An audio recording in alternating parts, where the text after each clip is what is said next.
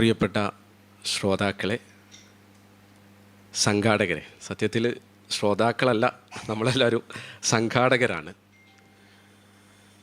വളരെ സന്തോഷം തോന്നുന്ന ഒരു വേദിയിലാണ്. കാരണം ഇത് കേരളത്തിലെ ഇത്തരത്തിലുള്ള ആദ്യത്തെ ഒരു വേദിയാണ് എന്നാണ് ഞാൻ മനസ്സിലാക്കുന്നത്. സയൻസ് സംസാരിക്കുന്ന പോപ്പുലർ സയൻസ് എന്നതിന് പറയാം. സാധാരണക്കാരായ മനുഷ്യരോട് സയൻസ് സംസാരിക്കുന്ന എണ്ണം പറഞ്ഞ 1-2 വേദികളെ കേരളത്തിലുള്ളൂ. പക്ഷെ ആ വേദികൾക്കെല്ലാം സാങ്കേതികമായ ഒരുപാട് പ്രശ്നങ്ങളുണ്ട്. അതുകൊണ്ട് തന്നെ ആ വേദികളിൽ പോയി സയൻസ് കേൾക്കാൻ താല്പര്യമില്ലാത്ത കുറേ പേരുണ്ട്. അത്തരം ആളുകൾക്ക് വേണ്ടിയുള്ള ആദ്യത്തെ ശ്രമമാണ് ഇത് എന്ന് സംഘാടകർ പറഞ്ഞപ്പോൾ അതാണ് ഇതിലേറ്റവും വലിയ സന്തോഷമെന്ന് പറയുന്നത്. സയൻസ് പൊതുജനങ്ങളോട് സംസാരിക്കണമോ എന്ന് ചോദിച്ചു കഴിഞ്ഞാൽ തീർച്ചയായും നമ്മൾ സംസാരിക്കേണ്ടതാണ്. യൂറോപ്യൻ നവോത്ഥാനത്തെക്കുറിച്ചൊക്കെ നമ്മൾ പറയും, നമ്മളതിനെ ഒരുപാട് വിമർശനാത്മകമായി സമീപിക്കുകയും ചെയ്യാറുണ്ട്. പക്ഷേ യൂറോപ്പിൽ നവോത്ഥാനം സംഭവിച്ചതിന് പല കാരണങ്ങളുണ്ട്. അതിലൊരു കാരണം അവിടെ അക്കാലഘട്ടത്തിൽ അവിടുത്തെ പ്രാക്ടീസ് ചെയ്യുന്നവർ, ശാസ്ത്രജ്ഞന്മാർ പൊതുസമൂഹത്തോട് ശാസ്ത്രം നന്നായി സംസാരിച്ചിരുന്നു എന്നുള്ളതാണ്. റോയൽ സൊസൈറ്റി എന്നൊക്കെ പറയുന്ന സാധനങ്ങൾ യൂറോപ്പിൽ ഉണ്ടാക്കുന്നുണ്ടായിരുന്നു. റോയൽ സൊസൈറ്റിയിൽ ശാസ്ത്രജ്ഞന്മാർ മാത്രമല്ല അംഗങ്ങളാവുക, എലൈറ്റ് ക്ലാസ്സിൽപ്പെട്ട ബിസിനസ്, രാജകുമാരന്മാർ, വലിയ സാമ്പത്തിക വിദഗ്ധർ, മറ്റു മേഖലയിലുള്ളവരെല്ലാം ഈ റോയൽ സൊസൈറ്റിയിൽ വരും. അവിടെ ഞങ്ങൾ എപ്പോഴും പറയുന്നത് പ്രിസ്ലി എന്ന് പറയുന്ന ഒരു ഓർഗാനിക് കെമിസ്ട്രി ഒരു രസതന്ത്രജ്ഞനുണ്ട്. പ്രിസ്ലിയാണ് ഓക്സിജൻ കണ്ടുപിടിച്ചത്. പ്രിസ്ലി നൈട്രസ് ഓക്സൈഡ് കണ്ടുപിടിച്ച ആളാണ്. നൈട്രസ് ഓക്സൈഡ് എന്ന് പറഞ്ഞാൽ ചിരിപ്പിക്കുന്ന വാതകം എന്ന് പറയാം. ഈ നൈട്രസ് ഓക്സൈഡ് നമ്മൾ ശ്വസിച്ച് കഴിഞ്ഞാൽ നമ്മളിങ്ങനെ ചിരിക്കും. അപ്പോൾ പ്രിസ്ലി നൈട്രസ് ഓക്സൈഡിൻ്റെ എന്താ പറയുക, അതിൻ്റെ കൂനയുമായിട്ട്, അതിൻ്റെ ആ സെറ്റപ്പുമായിട്ട് ഈ എലൈറ്റ് ക്ലാസ് ഇരിക്കുന്ന റോയൽ സൊസൈറ്റിയിൽ വരും, ബ്രിട്ടീഷ് റോയൽ. എന്നിട്ട് ഇവന്മാർ ഇങ്ങനെ ശാസ്ത്രം സംസാരിക്കുന്നതിൻ്റെ ഇടയിൽ ഇടയ്ക്ക് നമ്മൾ ഈ ബീഡി കൈമാറുന്നത് പോലെ, പഫ് കൈമാറുക എന്ന് പറയില്ല, അതുപോലെ ഈ നൈട്രസ് ഓക്സൈഡിൻ്റെ ഇതിങ്ങനെ കൊടുക്കും. ഓരോരുത്തർ ഇങ്ങനെ ശ്വസിക്കുന്നിട്ട് ഇങ്ങനെ പൊട്ടിച്ചിരിക്കും. ഹംഫ്രി ഡേവിയെ കുറിച്ച് പറയണ്ട. ഹംഫ്രി ഡേവി, സോഡിയം കണ്ടുപിടിച്ച ഹംഫ്രി ഡേവി നല്ലൊരു ശാസ്ത്ര പ്രഭാഷകനായിരുന്നു. ഹംഫ്രി ഡേവിയുടെ പ്രഭാഷണം കേൾക്കാൻ ഫാരഡെ വരും. ഫാരഡെ കൊച്ചുകുട്ടിയാണ്. അപ്പോൾ നമ്മൾ ഇവിടേക്ക് ഇരിക്കുന്ന പോലെയുള്ള പയ്യനാണ് ഫാരഡെ. അപ്പോൾ ഫാരഡെ ഫ്രണ്ട് ബെഞ്ചിൽ വന്നിരിക്കും ഹംഫ്രി ഡേവിയുടെ പ്രഭാഷണം കേൾക്കാൻ. അപ്പോൾ അങ്ങനെയാണ് ഹംഫ്രി ഡേവി കൗതുകം തോന്നിയിട്ട് അന്ന് ഫാരഡെ ഒരു ബുക്ക് ബൈൻഡിങ് ഷോപ്പിൽ സഹായിയായി നിൽക്കുകയാണ് ഈ ഫാരഡെ. പക്ഷേ ഹംഫ്രി ഡേവി എവിടെ പ്രഭാഷണം നടത്തുകയാണെങ്കിലും ഫാരഡെ എത്തും. അങ്ങനെയാണ് ഹംഫ്രി ഡേവി ഫാരഡനെ പറയുന്ന ഒരു കാര്യം ചെയ്യും, നീ എൻ്റെ ലാബിൽ അസിസ്റ്റൻ്റായി നിന്നോ എന്ന് പറയുന്നത്. അങ്ങനെയാണ് ഫാദർ ഓഫ് ഇലക്ട്രോളിസിസ് എന്ന വലിയ ഒരു കണ്ടുപിടുത്തത്തിൻ്റെ പിതാവായ ഫാരഡെ, നമ്മളെപ്പോഴും പറയാറില്ല ഹംഫ്രി ഡേവിയുടെ ഏറ്റവും വലിയ കണ്ടുപിടുത്തം ഫാരഡെ ആണെന്ന് പറയാറുണ്ട്. അപ്പോൾ ഇത് യൂറോപ്പിൽ സയൻസ് പോപ്പുലറായി. എലൈറ്റ് ക്ലാസ്സിൻ്റെ വീടുകളിലും അന്ന് ഒരു ചെറിയ ലബോറട്ടറി ഉണ്ടാകുന്നു. അവരുടെ ഹോബി എന്ന് പറയുന്നത് സയൻസ് പ്രാക്ടീസ് ചെയ്യുക എന്നുള്ള. ഇപ്പോൾ നമ്മളെ ഹോബി എന്താ പറയുക, സിനിമ കാണുന്ന ഹോബിയുണ്ട്, അതുപോലെ തന്നെ ഗാർഡനിങ് ഹോബിയുള്ള ആൾക്കാരുണ്ട്, കുക്കിംഗ് ഹോബിയുണ്ട്. പക്ഷേ അന്നത്തെ യൂറോപ്പിലെ എലൈറ്റ് ക്ലാസ്സിൻ്റെ ഹോബി എന്ന് പറഞ്ഞാൽ ശാസ്ത്ര പരീക്ഷണം. അവഗാഡ്രോ നമ്മൾ കേട്ടിട്ടുണ്ടോ? നിങ്ങൾ സയൻസ് പഠിച്ചു അവഗാഡ്രോ നമ്പർ നമ്മൾ 6.022 × 10⁻23 10 ഒക്ടോബർ 23, 23 എല്ലാ വർഷവും ഒക്ടോബർ 23 നമ്മൾ മോൾ ഡേ ആചരിക്കുന്നത് ഈ അവഗാഡ്രോ ഒരു സയൻറ്റിസ്റ്റ് അല്ല, അദ്ദേഹം ഒരു അഡ്വക്കേറ്റായിരുന്നു, ലീഡിങ് അഡ്വക്കേറ്റായിരുന്നു. 19ാം നൂറ്റാണ്ടിൽ ലോയിൽ PhD കിട്ടിയ അഡ്വക്കേറ്റ് അദ്ദേഹം. പക്ഷേ അദ്ദേഹത്തിൻ്റെ ഹോബി, അദ്ദേഹത്തിൻ്റെ വീട്ടിലൊരു ലാബ് ഉണ്ടായിരുന്നു. അപ്പോൾ അദ്ദേഹം ഒഴിവ് സമയങ്ങളിലൊക്കെ ഈ വാതകങ്ങളിൽ പരീക്ഷണം നടത്തും. ഡാൾട്ടൺ ഇവരൊക്കെ സ്വാധീനിച്ചിട്ടുണ്ടായിരുന്നു. ഡാൾട്ടനാണ് ഈ വാതകങ്ങളെക്കുറിച്ചൊക്കെ ഭയങ്കര ഗവേഷണം നടത്തുന്നത്. അപ്പോൾ അതിൽ നിന്നാണ് അവഗാഡ്രോ നിയമം അദ്ദേഹം കൊണ്ടുവരുന്നത്. അതായത് സയൻസ് എന്ന് പറയുന്ന യൂറോപ്പിലെ വീടുകളിലെ ഹോബി ആയിരുന്നു. അങ്ങനെയാണ് യൂറോപ്പിൽ നവോത്ഥാനത്തിന് സയൻസ്, പോപ്പുലർ സയൻസ് പ്രചോദനമാവുന്നത്. അത് കാണാൻ, അപ്പോൾ അത് തീർച്ചയായിട്ടും നമ്മൾ സയൻസ് പോപ്പുലർ ആക്കേണ്ടതുണ്ട്. പക്ഷെ ഇവിടെ പോപ്പുലർ ആക്കുന്നത് ആരാണ്? അതാണ് വലിയ അപകടം. ശാസ്ത്രം കേരളത്തിൽ പോപ്പുലറാക്കുന്ന ഒരു ടീമുണ്ട്. ആ ടീമിനൊരു ഒരു അടിസ്ഥാനപരമായ പ്രശ്നമുണ്ട്. അവർ സയൻസ് ഒഴിച്ച് ബാക്കിയുള്ള എല്ലാ അറിവിൻ്റെ ശാഖകളെ നിരാകരിക്കുന്നവരാണ്. അത് മണ്ടത്തരാണ്. സയൻറ്റിസ്റ്റുമാർ അങ്ങനെ ചെയ്യുന്നില്ല. അവർക്ക് സയൻസ് ഉണ്ട്, സയൻറ്റിസ്റ്റുമാർ ഫിലോസഫി ഉണ്ട്, റിലീജിയസ്. ന്യൂട്ടനൊക്കെ നല്ല ദൈവവിശ്വാസിയായിരുന്നു അദ്ദേഹം. അപ്പോൾ യഥാർത്ഥത്തിൽ സയൻസ് പ്രാക്ടീസ് ചെയ്യുന്നവർ അവർ ഫിലോസഫി അംഗീകരിക്കുന്നുണ്ട്, കൾച്ചറിനെ അംഗീകരിക്കുന്നുണ്ട്, റിലീജിയൻ അംഗീകരിക്കുന്നുണ്ട്, സയൻസിനെ അംഗീകരിക്കും, എല്ലാ നോളജ് ഡൊമൈനിനെ അംഗീകരിക്കുന്നുണ്ട്. നമ്മുടെ നാട്ടിൽ സയൻസ് പറയുന്ന ആരാണ്? ഇംഗ്ലീഷ് പ്രൊഫസർമാർ, മലയാളം പ്രൊഫസർമാർ, അല്ലെങ്കിൽ സോഷ്യൽ സയൻസ് പഠിപ്പിക്കുന്നത്. അവരാ സയൻസ്.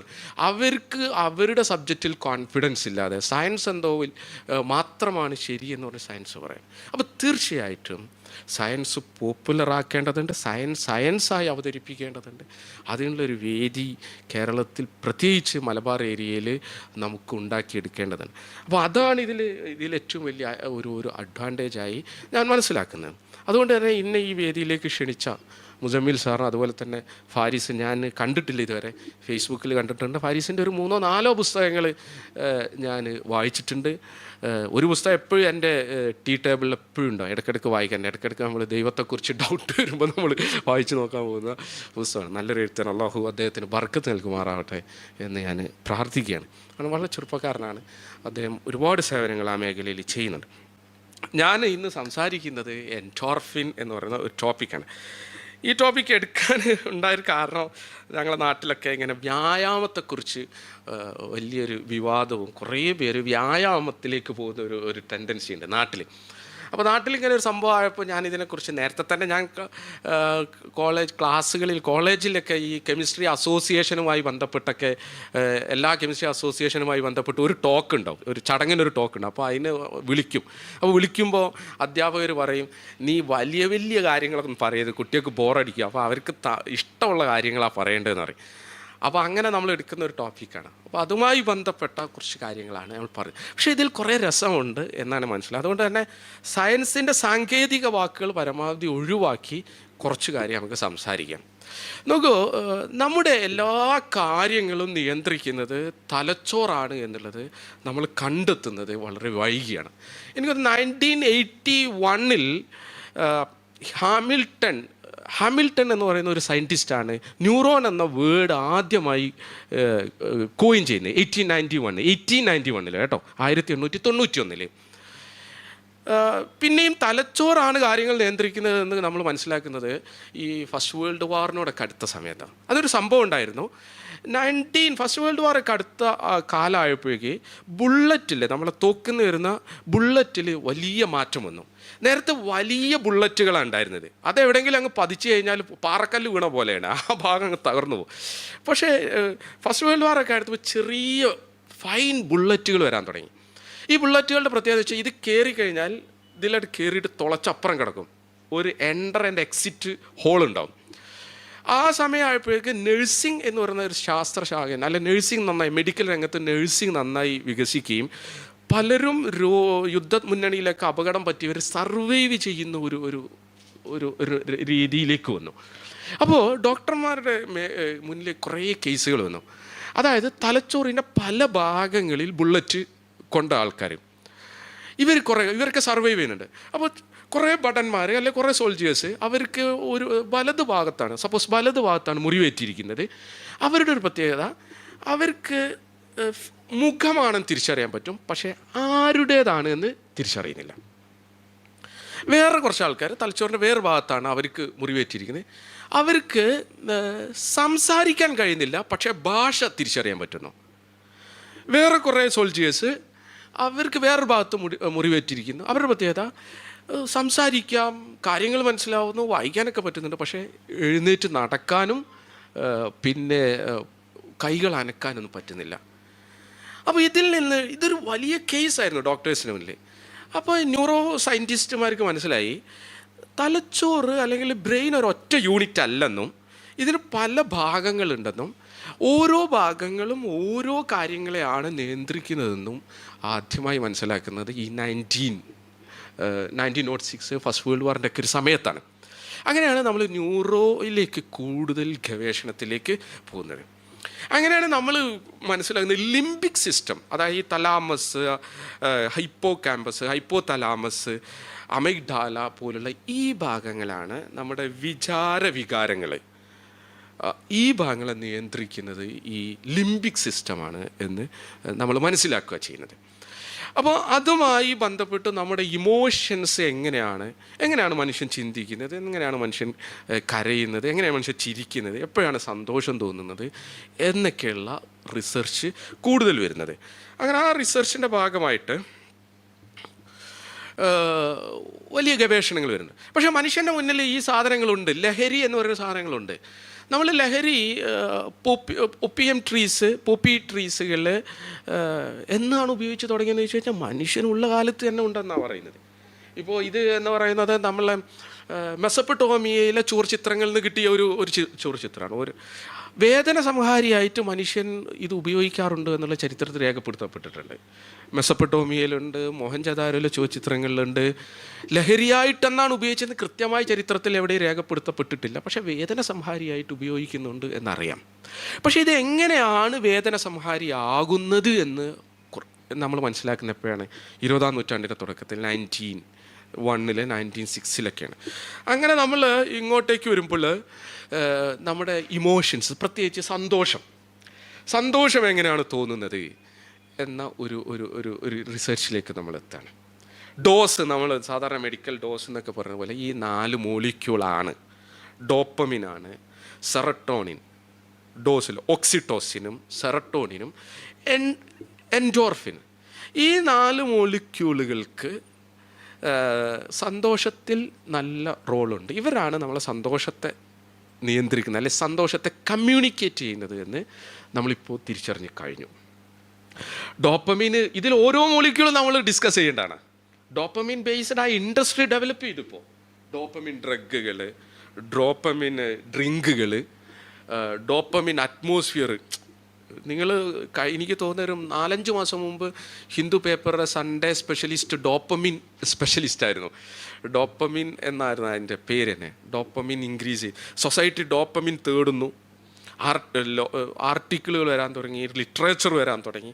അതിന് ഡോപ്പമിൻ വളരെ കൂടുതൽ സംസാരിക്കുന്ന ഒരു മോളിക്യൂളായി മാറി. അത് നമ്മളെ ഒരു കോമൺ ഡിസ്കഷനിലേക്ക് വന്നു. അതുപോലെ തന്നെയാണ് ഓക്സിറ്റോക്സിൻ എന്ന് പറയുന്ന വേറൊരു മോളിക്യൂൾ. ലവ് മോളിക്യൂൾ എന്നാണ് ഇതിന് പറയുന്നത്.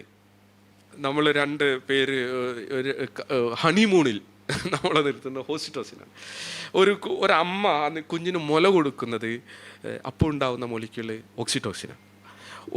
എല്ലാ മമേലിയൻസും കുഞ്ഞിനെ പ്രസവിച്ച് മുല കൊടുക്കുന്ന, പാല് കൊടുക്കുന്ന എല്ലാ ജീവികളിലും ഈ ഓക്സിറ്റോക്സിനുകൾ ഉണ്ട്. വേറൊരു കൗതുകം എന്ന് വെച്ചാൽ ഈ മോളിക്യൂളുകൾ എല്ലാ ജീവികളിലും ഉണ്ട് എന്നുള്ള. ചിലപ്പോൾ ചെറിയ വ്യത്യാസങ്ങൾ ഉണ്ടാവാം. ഫങ്ഷണൽ ഗ്രൂപ്പ് എന്ന് പറഞ്ഞാൽ ഈ ഓർഗാനിക് മോളിക്യൂളുകളുടെ ചെറിയ വ്യത്യാസങ്ങൾ ഉണ്ടാവും. ആ വ്യത്യാസങ്ങൾ ഇതെല്ലാം അപ്പം വികാരങ്ങളൊക്കെ എല്ലാ മോളിക്യൂളും ഒരുപോലെയാണ് കമ്മ്യൂണിക്കേറ്റ് ചെയ്യുന്നത്. എല്ലാ ജീവികളിലും ഒരുപോലെയാണ് കമ്മ്യൂണിക്കേറ്റ് ചെയ്യുന്നത്. അപ്പോൾ പട്ടിയിലും അതുപോലെ തന്നെ പന്നികളിലും ഒക്കെ ഈ മോളിക്യൂളുകളുണ്ട്. ആദ്യം നമ്മൾ അതിലാണ് ഈ ഗവേഷണം നടത്തി പിന്നെയാണ് നമ്മൾ മനുഷ്യനിലേക്ക് വരുന്നത്. ഏതായാലും അതിന് ക്രോണോളജി പറയാണ്. 1906 നമ്മൾ ഓക്സിറ്റോക്സിൻ കണ്ടുപിടിക്കുന്നത്. 1935 സെറട്ടോണിനും 1957 ഡോപ്പമിനും വളരെ റീസെൻ്റായ 1974 എൻഡോർഫിനും വരെ. ഈ മോളിക്യൂളുകളിലൊക്കെ അമൈൻ എന്ന് പറയുന്നൊരു ഫങ്ഷണൽ ഗ്രൂപ്പുണ്ട്. കെമിസ്ട്രിയിലെ ഒരു നൈട്രജനും 2 ഹൈഡ്രജനും ഉള്ള ഗ്രൂപ്പുകൾ. ഈ അമൈനുകളെല്ലാം സൈക്കിക്കാണ്.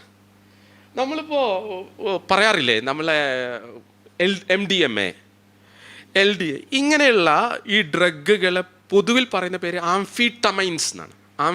പത്രത്തിലൊക്കെ കാണും ആംഫിറ്റമൈൻസ്.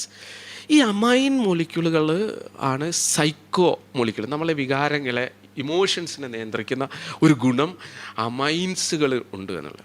അപ്പോൾ ഈ മോളിക്യൂളുകളൊക്കെ എടുത്തു നോക്കിക്കഴിഞ്ഞാൽ നമ്മൾ അമൈൻസ് ഉണ്ട്. അതുകൊണ്ട് തന്നെ ഇത്തരം അമൈനുകൾ കൂടുതൽ പ്രൊഡ്യൂസ് ചെയ്യുന്നുണ്ട്. അങ്ങനെയാണ് നമുക്ക് കൂടുതൽ ഉറക്ക ഗുളികകളൊക്കെ കിട്ടുന്നത്. എത്ര വെറൈറ്റീസ് ഓഫ് സ്ലീപ്പിംഗ് പില്ലേഴ്സ് ഇപ്പോൾ വരുന്നുണ്ട്. ഇത് നമ്മൾ വേറൊരു അപകടമുണ്ട് ഇതിൻ്റെ അകത്ത്. നോക്കൂ, അമൈൻ മോളിക്യൂൾ നമ്മുടെ ഇമോഷൻസിനെ ഹെൽപ്പ് ചെയ്യുന്നുണ്ട്. നമ്മൾ സയൻസ് ശരിക്കും പഠിപ്പിക്കാൻ നോക്കൂ. നമ്മൾ ഇപ്പോൾ പാർട്ടികൾ കൂടുക, ഞാൻ കോളേജിൽ കുട്ടികളോട് പറയും, നിങ്ങൾ ഈ ഓർഗാനിക് കെമിസ്ട്രി എടുക്കുമ്പോൾ പറയും, നിങ്ങൾ ടൂർ പോകും. അപ്പോൾ ടൂർ പോയിട്ട് ഒരു സ്ഥലത്ത് എന്താ പറയുക, ഒരു പാട്ടൊക്കെ ഇട്ടിട്ടുള്ള ഒരു പരിപാടി ഉണ്ടല്ലോ, ഒരു ഹാളിൽ പാട്ട് ഇട്ടിട്ട് എന്തായാലും പറയാതെ ഡി ജെ. അപ്പോൾ ഡി ജെയിൽ നിങ്ങൾ വരുമ്പോൾ ഒരു ഡ്രിങ്ക് തരും. ഡ്രിങ്ക് തന്നിട്ട് നിങ്ങളോട് പറയും അപ്പോൾ ഡ്രിങ്ക് കഴിച്ച് കഴിഞ്ഞാൽ നിങ്ങൾക്ക് കുറച്ചുകൂടെ യുഫോറിയ ഫീൽ ചെയ്യും. അപ്പോൾ നിങ്ങൾ പറയാം അവിടുത്തെ ഡി ജെ ആണ് സൂപ്പർ ഡി ജെ. ഇനി ഡ്രിങ്ക് തന്നെ വേണമെന്നില്ല, ഇതുപോലെയുള്ള ചെറിയ എന്താ പറയുക ഒരു സ്പ്രേ കൊടുത്താൽ മതി. ഇപ്പോൾ നിങ്ങൾ ഈ AC റൂമിൽ നമ്മൾ എന്ത് ചെയ്യുക, ആംഫിറ്റമൈൻസ് സ്പ്രേ, നമ്മൾ സ്പ്രേ ഒക്കെ ഊതൊക്കെ കത്തിക്കുന്ന പോലെ ഒരു ആംഫിറ്റമൈൻ ചെറിയ സ്പ്രേ അടിച്ച് കഴിഞ്ഞാൽ കുറച്ച് കഴിഞ്ഞാൽ നമുക്കൊക്കെ ഇങ്ങനെ ഒരു ഭയങ്കര സന്തോഷം തോന്നും. അതാണ് ഈ ഡോപ്പമീൻ, ഈ മോളിക്യൂളിൻ്റെ ഒക്കെ പ്രത്യേകത. ഡോപ്പമീൻ ഒരു അമൈനാണ്, കണ്ടോ? ഈ NH2, ഈ അമൈൻ എന്ന് പറയുന്ന ഈ NH2 കണ്ടില്ലേ നിങ്ങൾ? കാറ്റക്കോൾ അമൈൻസ് എന്ന് അതിനായി പറയാം. കാറ്റക്കോൾ എന്ന് പറഞ്ഞാൽ ഞാൻ ആ വേർഡിലേക്ക് പോകുന്നില്ല. അപ്പോൾ ഇത് നമ്മൾ ബോധവൽക്കരിക്കേണ്ടതുണ്ട്. ഇത് സൊസൈറ്റിയിൽ വലിയ പ്രശ്നമുണ്ട്. സിന്തറ്റിക് ഹാപ്പിനെസ് ക്രിയേറ്റ് ചെയ്യുന്ന ഒരു സിറ്റുവേഷൻ നമ്മുടെ സമൂഹത്തിൽ വരും. സിന്തറ്റിക് നമ്മൾ പോലും അറിയില്ല. കാരണം സ്പ്രേ ചെയ്താൽ മതി, അല്ലെങ്കിൽ ഒരു ചെറിയ ഡ്രിങ്ക് കൊടുത്താൽ മതി, അമൈൻ ഡ്രിങ്ക് കൊടുത്താൽ ആൾക്ക് ഭയങ്കര ഇത് നമ്മൾ പാർട്ടികളിലൊക്കെ ഉപയോഗപ്പെടുത്തുന്നുണ്ട്. അതൊക്കെ സൊസൈറ്റി ബോധവാന്മാരാവേണ്ടത്. അതുകൊണ്ട് ആ ഭാഗം നമ്മൾ കൂടുതൽ ചർച്ച ചെയ്യേണ്ട, ഞാൻ അങ്ങോട്ട് പോകുന്നില്ല. നിങ്ങൾ ഓരോ മോളിക്യൂളിനെ കുറിച്ചും പഠിക്കേണ്ടതും മനസ്സിലാക്കേണ്ടതും. നമുക്ക് ഏതായാലും എൻഡോർഫിനിലേക്ക് പോവാം. എൻഡോർഫിൻ കണ്ടുപിടിക്കാനുള്ള ഒരു കാരണമുണ്ട്. റണ്ണേഴ്സ് ഹൈ എന്നൊരു കൺസെപ്റ്റ് ഉണ്ട്. റണ്ണേഴ്സ് ഹൈ എന്ന് പറഞ്ഞാൽ ഈ എക്സസൈസ് ചെയ്തവർക്കറിയാം. ഞങ്ങളിപ്പോഴും ഞങ്ങൾ നടന്നു ഒരു വണ്ടിയിൽ ഡ്രൈവ് ചെയ്യുമ്പോൾ അതിനെക്കുറിച്ച് ഞങ്ങളോട് സംസാരിച്ചുകൊണ്ടിരുന്നത്. എക്സസൈസ് ചെയ്ത് കഴിഞ്ഞാൽ ഒരു സന്തോഷം ഉണ്ടാവും. ഒരു സന്തോഷം എന്നാണോ അതിന് പറയേണ്ടത്, അതല്ല ഒരു ആശ്വാസം എന്നാണോ, ഒരു ട്രാങ്ക്വിലിറ്റി, ഒരു മനസ്സിന് ഒരു റാഹത്ത് നമ്മൾ പറയുമല്ലോ, ഒരു മനസ്സ് റാഹത്ത് തോന്നും. ഇതെല്ലാം എക്സസൈസിലുണ്ട്. അപ്പോൾ ഇതിനെയാണ് നമ്മൾ റണ്ണേഴ്സ് ഹൈ എന്ന് പറയുന്നത്. ഈ 100 മീറ്റർ 10 കിലോമീറ്റർ ഓടുന്ന ആൾക്കാരൊക്കെ അല്ലേ, നമ്മൾ എന്താ പറയുക, ഇതിൻ്റെ ഭാഗമായിട്ട് റണ്ണിങ് നടത്തുന്ന ആൾക്കാർ, അവരൊക്കെ ഇത് ഓടുന്നത് എന്തുകൊണ്ട്, അവർക്ക് ഓട്ടം കഴിഞ്ഞ് കഴിഞ്ഞാൽ ഒരു ഹൈ കിട്ടും. അപ്പോൾ ഇത് എന്തുകൊണ്ടാണ് എന്ന് അന്വേഷണത്തിലാണ് നമ്മൾ ഈ എൻഡോർഫിൻ കണ്ടുപിടിക്കുന്നത്. കാരണം ഇത്തരം എല്ലാ കാര്യങ്ങളിലും മോളിക്യൂൾ ഉണ്ട് എന്ന് 19 നമ്മൾ എന്ത് ചെയ്തു, തിരിച്ചറിഞ്ഞു കഴിഞ്ഞു. അപ്പോൾ സ്വാഭാവികമായിട്ടും ഇതിനൊരു മോളിക്യൂൾ ഉണ്ടാവും എന്നുള്ളത് ശാസ്ത്രജ്ഞന്മാർക്ക് മനസ്സിലായി, അല്ലെ റിസർച്ചേഴ്സിന് മനസ്സിലായി. അതിൻ്റെ അന്വേഷണമാണ് എൻഡോർഫിൻ എന്ന് പറയുന്ന മോളിക്യൂളിലേക്ക് വരുന്നത്. അപ്പോൾ എൻഡോർഫിൻ്റെ ഒരു പ്രത്യേകത എന്ന് വെച്ച് കഴിഞ്ഞാൽ, പലർക്കും മോർഫിൻ എന്ന് പറയുന്ന ഒരു സിന്തറ്റിക് ഡ്രഗ്, അല്ല സിന്തറ്റിക് അല്ല, പണ്ടേ ഉപയോഗിക്കുന്ന ഒരു സാധനമാണ് മോർഫിൻ. വേദന സംഹാരിയായിട്ടും അതുപോലെ തന്നെ ലേശം നമ്മളൊരു ഹൈ കിട്ടാൻ വേണ്ടിയിട്ട് മിസ്യൂസ് ചെയ്തൊരു മോളിക്യൂളാണ് മോർഫിൻ. അപ്പോൾ മോർഫിൻ്റെ അതേ ഫീലാണ് റണ്ണേഴ്സ് ഹൈക്കാർക്കുള്ളത് എന്നാണ് പലരും മനസ്സിലാക്കിയത്. കാരണം ഒരു ഡോക്ടറെ അടുത്ത് മോർഫിൻ അഡിക്റ്റായ പലരും വരുന്നപ്പോൾ അവരിൽ നിന്നെടുത്ത ഡാറ്റ ആരോട് മാച്ചാണ്? റണ്ണേഴ്സ് ഹൈൻ്റെ ഡാറ്റയോട് മാച്ചാണ്. അപ്പോൾ ഇത് മോർഫിൻ തരുന്ന എന്തോ ഒരു എഫക്റ്റ് ഇതിനും തരുന്നുണ്ട് എന്ന് കൺക്ലൂഷനിൽ വന്നിട്ട് ആ വഴിക്കാണ് റിസർച്ചേഴ്സ് പിന്നെ അന്വേഷണം കൊണ്ടുവന്നത്. അപ്പോൾ അങ്ങനെ അവർ മോർഫിൻ ആണ് എന്ന് അന്വേഷിക്കുന്നു. അപ്പോൾ ഇവിടെ നമ്മളെ തലച്ചോറിനൊരു സംഭവമുണ്ട്. തലച്ചോറിൽ അത് ഞാൻ പിന്നെ ആ ഡിസ്കഷനിലേക്ക് വരുന്നുണ്ട്. റിസപ്റ്റർ എന്ന് പറയുന്നൊരു കൺസെപ്റ്റാണ്. റിസപ്റ്റർ എന്ന് പറയുന്നത് സ്വീകരിക്കുക. അപ്പോൾ മോളിക്യൂൾ തലച്ചോറിൽ ഒരു ഭാഗത്തുണ്ടാവും, പ്രൊഡ്യൂസ് ചെയ്യുന്നു, ഉണ്ടാവുന്നു നല്ല പറയേണ്ടത്, പ്രൊഡ്യൂസ് ചെയ്യുന്നത് അടുത്ത ആൾ അത് റിസപ്റ്റ് ചെയ്യുന്നത്. ഈ റിസപ്റ്റ് ചെയ്യുന്നത് മോളിക്യൂളാണ്, ഉണ്ടാകുന്നത് മോളിക്യൂളല്ല. നമ്മൾ എന്താണെന്ന് ചോദിച്ചു കഴിഞ്ഞാൽ നമ്മൾ മോളിക്യൂൾ എന്നാണ് നമ്മൾ കെമിസ്ട്രിക്കാർ പറയാം. നമ്മളെന്താണെന്ന് വെച്ചാൽ നമ്മൾ മോളിക്യൂൾ, കളക്ഷൻസ് ഓഫ് മോളിക്യൂൾസ് ആണ് ഒരു ഹ്യൂമൻ ബോഡി എന്നാണ് കെമിസ്ട്രിയിലെ ഡെഫിനിഷൻ. ഓരോന്നിനും ഓരോ ഡെഫിനിഷനാണ്. അപ്പോൾ നമ്മൾ മൊത്തത്തിലൊരു മോളിക്യൂളാണ്. അപ്പോൾ ഇവിടെ ഒരു മോളിക്യൂൾ റിസപ്റ്റർ എന്ന് പറയും, മറ്റേ ഡോണർ എന്ന് പറയും. അപ്പം ഇവരിത് അന്വേഷിക്കുന്നത് എൻഡോർഫിൻ ഉണ്ടാവുന്നുണ്ടെങ്കിൽ എൻഡോർഫിന് വേണ്ട റിസപ്റ്റർ തലച്ചോറിലുണ്ടാവും. അപ്പോൾ ജോർജ് ഹോപ്കിൻസ് യൂണിവേഴ്സിറ്റിയിലെ ഒരു പ്രൊഫസറാണ് Solomon H Snyder. Solomon H Snyder എൻ്റെ കീഴിൽ റിസർച്ച് ചെയ്യാൻ ബി പേർട്ട് നമ്മൾ പറയും, കാൻഡിസി ബി പേർട്ട് റിസർച്ചിന് ജോയിൻ ചെയ്തു. അപ്പോൾ സോളമൻ എച്ച് സ്നൈഡർ കൊടുത്ത വർക്ക് ഇങ്ങനൊരു സംഭവമുണ്ട്. ഇങ്ങനൊരു molecule, morphine like molecule produce ചെയ്യുന്നുണ്ട്. അതിൻ്റെ റിസപ്റ്റർ നിങ്ങൾ കണ്ടെത്തണം എന്നുള്ളതാണ്. അപ്പോൾ അവർ രണ്ടുപേരും റിസർച്ച്, അന്ന് അവർ വളരെ യങ് ആയിരുന്നു.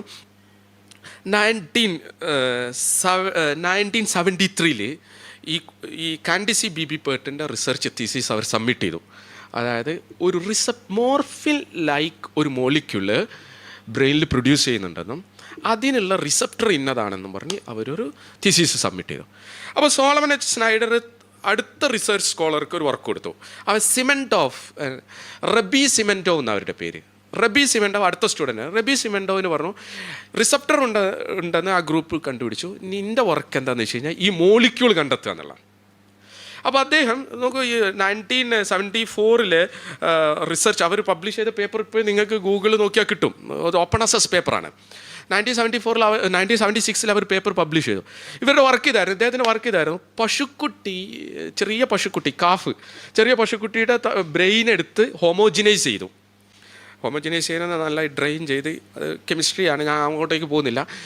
നന്നായി പൗഡറാക്കി, ബ്രെയിൻ ഉണക്കിയിട്ട് പൗഡറാക്കിയിട്ട് സ്യൂട്ടബിൾ സോൾവെൻറ്റിലിട്ട് നമ്മൾ മിക്സ് ചെയ്ത് അത് എക്സ്ട്രാക്റ്റ് എടുക്കുക എന്ന് പറയുന്നത്. അങ്ങനെ അതിന് എക്സ്ട്രാക്റ്റ് എടുത്തു. അങ്ങനെ അദ്ദേഹത്തിന് ആ മോളിക്യൂൾ കിട്ടി. അങ്ങനെ അദ്ദേഹമാണ് ആ എൻഡോർഫിൻ എന്ന് പറഞ്ഞ പേര് കിട്ടുന്നത്. എൻഡോർഫിൻ എന്ന് പറഞ്ഞ പേര് വരുന്നത് മോർഫിൻ എന്നാണ്. എൻഡ് എന്ന് പറഞ്ഞ ഉള്ള്, ശരീരം പ്രൊഡ്യൂസ് ചെയ്യുന്ന മോർഫിൻ എന്നർത്ഥത്തിൽ അദ്ദേഹം ഇവർ ആ പേര് കോയിൻ ചെയ്തു, എൻഡോർഫിൻ. അങ്ങനെയാണ് നമുക്ക് ഈ എൻഡോർഫിൻ എന്ന് പറയുന്ന ഈ മോളിക്യൂള് സിമെൻറ്റോവ് ആൻഡ് സ്നൈഡർ 1976 ഇത് പ്രൊഡ്യൂസ് ചെയ്യുന്നത്. അങ്ങനെ അവരുടെ കൺക്ലൂഷൻ ഇതായിരുന്നു, എൻഡോർഫിൻ എന്ന് പറയുന്ന മോർഫിൻ ലൈക്കുള്ളൊരു മോളിക്യൂൾ പ്രൊഡ്യൂസ് ചെയ്യുന്നുണ്ടെന്നും ഇത് മനുഷ്യൻ്റെ എല്ലാ സന്തോഷങ്ങൾ ലഭിക്കുന്ന ഫീൽ ഉണ്ടല്ലോ. അപ്പോൾ ലൈംഗിക ബന്ധത്തിൽ ഏർപ്പെടുന്നു, ഫുഡ് കഴിക്കുന്നു, എക്സസൈസ് ചെയ്യുന്നു, മെഡിറ്റേഷൻ, ഇങ്ങനെയുള്ള നമ്മൾ മനസ്സ് ശാന്തമാക്കണം എന്ന് പറയുന്ന കുറേ സാധനങ്ങൾ, അല്ലെങ്കിൽ നമുക്ക് സന്തോഷം കിട്ടുന്ന കുറേ പരിപാടികളുണ്ട്. ഈ പരിപാടികളിലൊക്കെ ഈ മോളിക്യൂൾ പ്രൊഡ്യൂസ് ചെയ്യുന്നുണ്ട്. ഭയങ്കര രസകരമായ റിസർച്ച് ഉണ്ട് കേട്ടോ ഇതിൻ്റെ, ഞാൻ അങ്ങോട്ട് പോകുന്നില്ല. എലികളെ എക്സസൈസ് ചെയ്യിക്കുന്നുണ്ട്, എലികളെ ഓടിപ്പിച്ചിട്ട് അതിൽ എൻഡോർഫിൻ അവർ എന്ത് ചെയ്യുന്നുണ്ട്, കണ്ടുപിടിക്കുന്നുണ്ട്, എൻഡോർഫിൻ്റെ അളവ് കണ്ടുപിടിക്കും. ഇപ്പം നിങ്ങൾക്കറിയാം നെലോക്സസോൺ എന്ന് പറയുന്ന ഒരു ഇഞ്ചക്ഷൻ ഉണ്ട്. നെലോക്സസോൺ ഇഞ്ചക്ഷൻ ഗൂഗിൾ ചെയ്താൽ അങ്ങ് കിട്ടും. ഈ നെലോക്സസോൺ ഇഞ്ചക്ഷൻ നമ്മൾ അടിച്ചു കഴിഞ്ഞാൽ ഈ വക സാധനം ഒന്നും നമുക്കുണ്ടാവില്ല. എക്സസൈസ് ചെയ്താൽ സന്തോഷം ഉണ്ടാവില്ല, സെക്സിൽ കഴിഞ്ഞ് കഴിഞ്ഞാൽ സന്തോഷം ഉണ്ടാവില്ല, ഭക്ഷണം കഴിച്ചാൽ സന്തോഷം ഉണ്ടാവില്ല. നെലോക്സസോൺ ഇഞ്ചക്ഷൻ കാരണം ഇതിനെ ബ്ലോക്ക് ചെയ്യും, ഈ എൻഡോർഫിനെ ബ്ലോക്ക് ചെയ്യാൻ. കാരണം എൻഡോർഫിൻ റിസപ്റ്ററിൽ പോയിട്ട് നെലോക്സസോൺ പോയി അറ്റാച്ച് ചെയ്യും. അപ്പോൾ പിന്നെ എൻഡോർഫിൻ, അത് ഞാൻ സ്ലൈഡിൽ കാണിക്കാം. അപ്പോൾ എൻഡോർഫിൻ അവിടെ അറ്റാച്ച് ചെയ്യില്ല, അപ്പോൾ ഈ എഫക്റ്റ് ഉണ്ടാവില്ല. അപ്പോൾ അത്രത്തോളം ആ റിസർച്ച് മുന്നോട്ട് പോയി. എനിക്ക് തോന്നുന്നത് 1990 ന്യൂറോ സർജറി ആൻഡ് സൈക്കാട്രി എന്ന് പറയുന്ന ജേണല് എഡിറ്റോറിയൽ എഴുതി, endorphin is the basis of pleasure. അവരുടെ അന്നത്തെ അവരുടെ എഡിറ്റോറിയൽ അതായിരുന്നു, എൻഡോർഫിൻ ഈസ് ദ അവരതിൽ കൃത്യമായിട്ട് പറഞ്ഞു, പുകവലി കഴിഞ്ഞ് കഴിഞ്ഞാലും ഉണ്ടാകുന്ന സന്തോഷം, എക്സസൈസ് ചെയ്താലുണ്ടാവും സന്തോഷം, ഭക്ഷണം കഴിച്ചാലുള്ള സന്തോഷം. ഭക്ഷണം നമ്മൾ വിശപ്പ് മാറാൻ വേണ്ടി മാത്രമല്ല കഴിക്കുന്നത്. ഭക്ഷണം കഴിക്കുമ്പോൾ ഒരു സന്തോഷം ഉണ്ടെന്ന് പറയുന്നത്, ഒരു ഹാപ്പിനെസ് ഫീൽ ചെയ്യുന്നുണ്ട് ഭക്ഷണം. ഞാനിപ്പോൾ ചിലരൊക്കെ നമ്മൾ കണ്ടില്ല, അവർക്ക് ഭക്ഷണം കിട്ടുമ്പോൾ ഭക്ഷണം കാണുമ്പോഴേക്കന്നെ ചിലർക്ക് ഒരു ചിരിയൊക്കെ അല്ലേ, നമുക്ക് ഒരു സന്തോഷമല്ലേ. ആരും ഭക്ഷണം കരയില്ലല്ലോ, എല്ലാവർക്കും ഒരു ചിരി, ഒരു ഹാപ്പി അല്ലേ, എന്ത് കൊടുത്താലും ഒരു ഹാപ്പി, ഒരു സന്തോഷമാണ്. അതിൻ്റെ അപ്പോഴൊക്കെ ഈ മോളിക്യൂള് പ്രൊഡ്യൂസ് ചെയ്യുന്നുണ്ട് എന്ന് കണ്ടുപിടിച്ചു. അത് ഈ ജേണല് എഡിറ്റോറിയലിലൂടെ അങ്ങനെ ഇറ്റ് ഈസ് ബിക്കം അഗ്രീഡ് ട്രൂത്തായി മാറി നമ്മൾ ആ മോളിക്യൂൾ. അതുമായി ബന്ധപ്പെട്ടാണ് ഞാൻ അതിലേക്ക് എക്സസൈസ് സൈഡിലേക്ക് മാത്രമാണ് വരുന്നത്. എക്സസൈസ് സൈഡിൽ എൻഡോർഫിന് 3 റോളാണ് പറയുന്നത്. ഒന്ന് റണ്ണേഴ്സ് ഹൈ തന്നെ, രണ്ടാമത്തെ പെയിൻ ടോളറൻസ്, മൂന്നാമത്തെ അഡിക്ഷൻ ടു എക്സസൈസ്. ഇത് 3ലും ഈ എൻഡോർഫിൻ ഉണ്ടെന്നാണ് പറയുന്നത്. റണ്ണേഴ്സ് ഹൈ എന്ന് പറഞ്ഞാൽ യൂഫോറിയ, നമ്മളൊരു എക്സസൈസ് ചെയ്ത് കഴിഞ്ഞാൽ എന്ത് പോവുക, ഒരു ഫീല്. പെയിൻ ടോളറൻസ് എന്ന് പറഞ്ഞാൽ എക്സസൈസ് ചെയ്തുകൊണ്ടിരിക്കും വേദന കുറവാണെന്നാണ്. അപ്പോൾ കഴിഞ്ഞ വെള്ളിയാഴ്ച എനിക്ക് പേഴ്സണൽ അനുഭവം എന്താ വെച്ചാൽ, എൻ്റെ മോന് കരാട്ടയ്ക്ക് പോകുന്നുണ്ട്. വെള്ളിയാഴ്ച അവന് കരാട്ടുണ്ട് 7 മണിക്ക്, രാത്രി 7 മണിക്ക്. അപ്പോൾ ഞാൻ ജോലിയൊക്കെ കഴിഞ്ഞ് വീട്ടിലെത്തിയ 6:30 ആകുമ്പോൾ ഞാൻ സ്കൂട്ടറിൽ നിന്ന് ഇറങ്ങിയാൽ വന്നപ്പോൾ മോൻ എന്നോട് പറയും, ഞാൻ ഇന്ന് കരാട്ടയ്ക്ക് പോകുന്നില്ല. ഞാൻ ചോദിച്ചു എന്താ പ്രശ്നം. അപ്പോൾ അവന് സ്കൂൾ വിട്ടൊന്ന് കളിക്കാൻ പോയപ്പോൾ, പന്ത് കളിക്കാൻ പോയപ്പോൾ ഇവിടെ കാലിന് ചെറിയ പോറൽ, എനിക്ക് നിൽക്കാൻ തന്നെ വയ്യ, എന്നല്ല കരാട്ട എന്നൊക്കെ പറഞ്ഞു. അപ്പം ഞാനിത് മാസത്തിൽ 700 രൂപ എടുത്ത് പോണ പരിപാടിയാണ്. അപ്പോൾ ഇവൻ പോയില്ലെങ്കിൽ ഫീസ് പോലെ ഞാൻ പറഞ്ഞു നീ പോയിക്കോ, കാരണം പോയിക്കോ. അപ്പം ഞാൻ പറഞ്ഞു അവൻ്റെ അടുത്തൊരു നമ്പർ ഇട്ട്, ഞാൻ അടുത്ത ഞായറാഴ്ച ഇങ്ങനൊരു സംഭവമാണ് സംസാരിക്കാൻ വന്നത്. അതായത് എക്സസൈസ് ചെയ്താൽ വേദന ഉണ്ടാവില്ല. അതൊന്ന് ടെസ്റ്റ് ചെയ്യും വേണം, ഇൻകം ടെസ്റ്റ് ചെയ്യണം. നീ ഒന്ന് പോയി നോക്ക്. എന്നിട്ട് നീ കരാട്ടൊക്കെ കഴിഞ്ഞതിന് ശേഷം വേദന ഉണ്ടോ ഇല്ലേ എന്നോ ടെസ്റ്റ് ചെയ്യാലോ. ഞാൻ സംസാരിക്കുന്ന സാധനം ശരിയാണോ ഇല്ലയെന്നോ അറിയാലോ. അങ്ങനെ ഞാൻ ഒന്ന് മൂച്ചിമ കയറ്റി ഞാൻ കൊണ്ടുപോയി. അങ്ങനെ ഞാനൊരു 8:45 അവനെ പിക്ക് ചെയ്യാൻ വന്ന്, കരാട്ടെ കഴിഞ്ഞ് ഞാൻ പിക്ക് ചെയ്യാൻ, ഞാൻ ചോദിച്ചു ഇപ്പോൾ വേദന ഉണ്ടോയെന്ന് ചോദിച്ചു. ഇപ്പം വേദന ഇല്ല അറിഞ്ഞു എന്നോട്, വേദനല്ല. അതാ ഞാൻ പറയാം, എക്സസൈസ് ചെയ്താൽ വേദന ഉണ്ടാവില്ല, അതൊരു ഭയങ്കരമാണ്. അങ്ങനെ വീട്ടിലെത്തിയവൻ ഈ കരാട്ടൻ ഡ്രസ്സ് അയച്ചു. അപ്പോൾ ഡ്രസ്സ് മുറിയുമ്പോൾ തട്ടിയപ്പോൾ പറഞ്ഞു, പക്ഷേ ഡ്രസ്സ് മുറി തട്ടുമ്പോൾ വേദന ഉണ്ട് കേട്ടോ പറഞ്ഞു എന്നോട്. അപ്പോൾ ഇതൊരു സത്യമാണ്. നിങ്ങൾ നോക്കും, നമ്മൾ പന്ത് കളിക്കുന്ന സമയത്ത് കാലൊടുക്കും, അപ്പോൾ നമുക്ക് അത്ര വേദന ഉണ്ടാവില്ല. പിന്നെ നമ്മൾ കളിയൊക്കെ കഴിഞ്ഞ് വീട്ടിലെത്തി കുളിച്ച് നമ്മൾ നിസ്കാരം കഴിഞ്ഞ് ഇരിക്കുമ്പോൾ ഭയങ്കര വേദന ആയിരിക്കും. അപ്പോൾ ഉമ്മ വന്ന് ചോദിക്കുക എന്താടാ പറ്റി, അപ്പോൾ അവിടെ അങ്ങനെ വീർത്ത് വന്നിട്ടുണ്ടാവും, ഭയങ്കര തൊടാൻ തന്നെ പറ്റില്ല. അതായത് നമ്മളിത് പറ്റിയ സമയത്ത് ഒരു പ്രശ്നമില്ല, കുറച്ച് കളിച്ച് നമ്മൾ കൊക്കിച്ചാടി വന്ന് അവിടെ ഇരുന്ന് നമ്മൾ ആ കളിയിൽ എൻജോയ് ചെയ്ത് പിന്നെ എപ്പോഴാണ് നമുക്ക് വേദന തുടങ്ങുന്നത്? ഇത് കഴിഞ്ഞാടാ സൈക്കിൾ വന്ന് വീണാലേ ചിരി എന്നും സൈക്കിൾ വന്ന് വന്ന് അപ്പം വേദന നമുക്ക് തോന്നാറില്ലല്ലോ. കാരണം ഈ പെയിൻ ടോളറൻസ് ഇതിൽ വളരെ പ്രധാനമാണ്. അത്ര എൻഡോർഫിൻ ട്രൂലി അഗ്രീഡ് ആണ്. മോർഫിൻ, അതുകൊണ്ടാണ് മോർഫിൻ ലൈക്ക് എന്ന് പറയുന്നത്. മോർഫിൻ ഉപയോഗിച്ചത് തന്നെ എന്തിനായിരുന്നു? സർജറിയിലെ പെയിൻ ഒഴിവാക്കാൻ വേണ്ടിയിട്ട് ഉപയോഗിച്ച സാധനമായിരുന്നു. അതുകൊണ്ടാണ് മോർഫിൻ ലൈക്ക്, മോർഫിൻ പോലെ ഇത് ബിഹേവ് ചെയ്യുന്നു. മൂന്നാമത് അഡിഷൻ ടു എക്സസൈസ് ആണ്. എക്സസൈസ് എന്ന് പറയുന്ന സാധനം അഡിഷൻ ആവും എന്നാണ് പറയുന്നത്. അത് എനിക്ക് തോന്നുന്നു 2010, ഞാനിവിടെ ആ റിസർച്ച് പേപ്പർ നിങ്ങൾക്ക് കാണിച്ചു തരാം. 2016 എൽസെവിയറിൽ 28 പേജുള്ള ഒരു നല്ലൊരു ഗവേഷണ പ്രബന്ധം എക്സസൈസ് അഡിഷനെ കുറിച്ച് വന്നിട്ടുണ്ട്.